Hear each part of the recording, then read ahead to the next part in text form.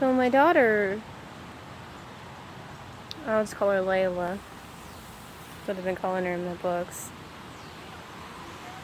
She is this variable factor that can break this generational leaping.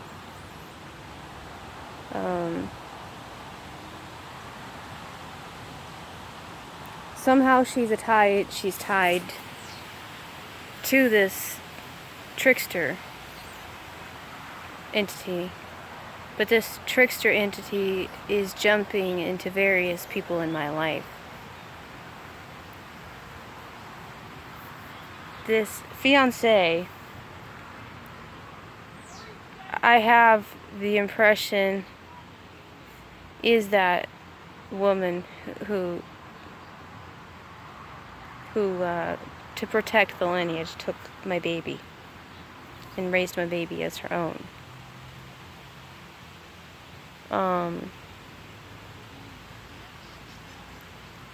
My twin in this lifetime may very well be my fiancé that died in that lifetime. And this is why we can't seem to get together.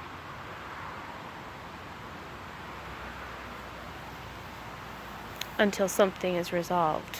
Something that has to be resolved in Scotland. So that's probably where we sailed from, was someplace around Scotland. And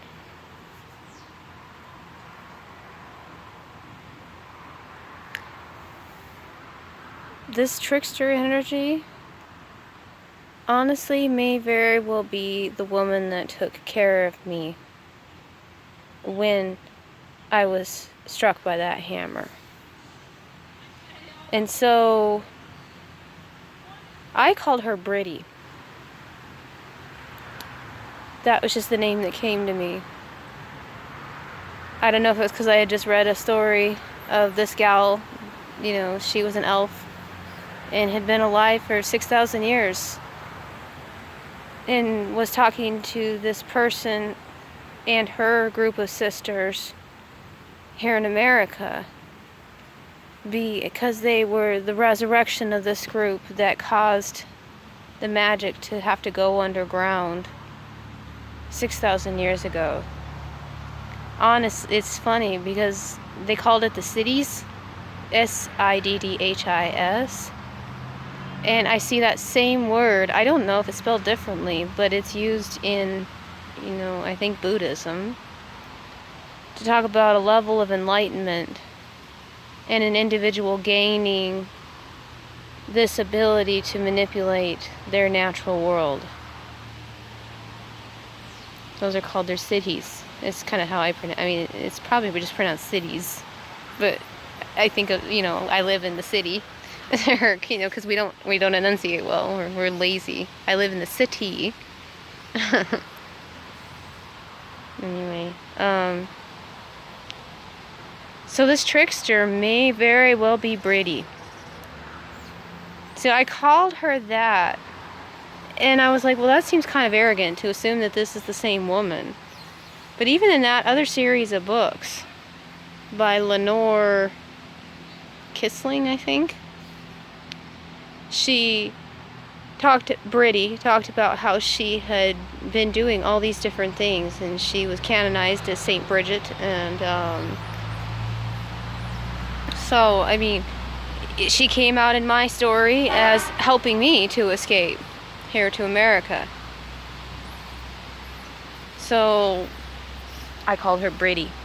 And I now wonder if she's part of this sacred trickster energy right now that she's lived so long. She has this ability to project her being and somehow is intricately connected with my blood and my bloodline. I'm not sure how, but she's obviously a very powerful woman.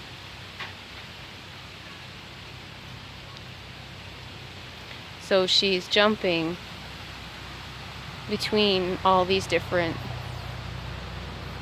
parties of my life. And I guess in many ways I was never going to be able to be successful with anything until I finally embraced my roots and who I was. And Jeannie, that was one of the first things that came up for me. When I met him, all of a sudden, I had all of these triggers come up in me. Things that I knew I needed to address, and I felt like if I didn't address it, I wouldn't have this love, this second chance at love. So I thought this was my only way to save it, was to go deep into all this stuff and figure out exactly what he represented and heal it all. I just didn't really realize how extensive that healing process would be. And one of the things that came up really early on, though, was the need to reconnect with my roots. And I realized that he represented my inner child, Pilly, which I hadn't really begun really speaking to Pilly yet. That wasn't until a few months later when she came out in my books that way, under that name. But the thing is Pilly is a trailer park girl. Pilly is stuck in this poverty mentality. And my twin, Jeannie, represented my poverty mentality. He also represented a lot of old wounds that I carried about abandonment from my dad. And here's where the story kind of gets a little bit more bizarre. Is a few weeks ago, before getting any testing done to see if I actually was pregnant, I knew that I carried twins. And I knew one of them was my biological father, who just randomly a few weeks ago died. He would never admit that he was my biological father. My dad is the one that raised me.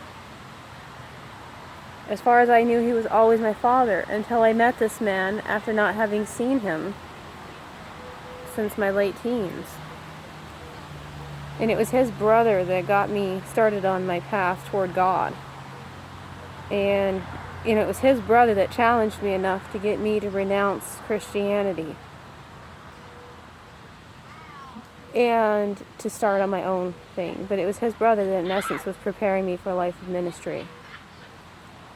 So my biological father, I met him again in my early 30s. No, it was late 20s. Yeah, it was, maybe, I don't know, 10 years ago. No, it was only like 8 years ago or something. So I met him, and I was just absolutely flabbergasted. Because for the first time in my life, I am standing now face to face with somebody that could be a mirror image of me. And it's not so much in the physical looks, it's how this man thought, processed information, all the weird idiosyncrasies in his brain, and how he was essentially a genius. He had Asperger's, though. And as he's talking about this and all the things that he's gone through and dealt with in learning these different coping mechanisms, I realized that Asperger's autism had been a big part of my life. And I needed to figure out ways of coping without understanding what was wrong with me, just that I wasn't like all the other kids. And I was too bright, though, or too poor. So I was just pushed through the system. I succeeded based on my own tenacity to succeed, because I was determined I was going to get out of that trailer court. I was going to create a better life for myself. And education was the way to do it. So I wasn't about to let any of these learning disabilities get in my way. And I didn't realize how detrimental they were until last year, as one of the ways I figured out to get to Jeannie was to start my master's degree. And that would it was going to help me. This is just what I felt. So I tried to do it, and all of a sudden I realized, because I've gone through this intense thing of learning to love myself, have compassion for myself, and not push myself, I realized how mean I had been to myself growing up. And that ultimately, it was that behavior, that type A, really type A personality, that made me so sick. And so last year I couldn't do this to myself anymore. And now I'm back in a situation where I'm in school, and I'm suddenly seeing I'm having difficulties focusing, reading. As my daughter was growing up, I saw a lot of the same things when I was trying to teach her to read. I started realizing a lot of the struggles I had. And I realized I actually still had those struggles. So I just started calling it dyslexia. And everyone looks at dyslexia as a reversal of numbers, but the dyslexia I was talking about was the dyslexia where everything needs to have a logical pattern. And if you can't identify that pattern, it is almost impossible to read. See, my biological father had dyslexia. And this is what kind of got me to thinking that this is what was going on with my daughter. And then I started thinking about, well, it's probably with me too, because I've had these learning issues. And I realized I did need the logic. And this was the problem with my biological father. To him, reading was not logical. And he shut down when he was a kid and his teacher told him that DOG was dog. He's like, that's not a dog.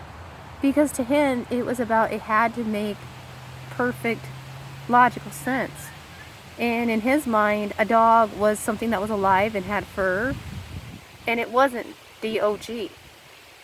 So I realized that there was just, honestly, but back to that, there was just so many similarities between me and this man that I could not deny. There was, even regardless of what anybody told me, I knew that this was my biological father. And I caused a lot of disturbance within my family, because nobody wanted to tell me what I could see clearly with my two eyes. Nobody wanted to confirm it for me. And people would placiate me by saying, okay, well, we'll go get some blood tests. It would never happen. So I finally just had to say, you know what, I really don't care if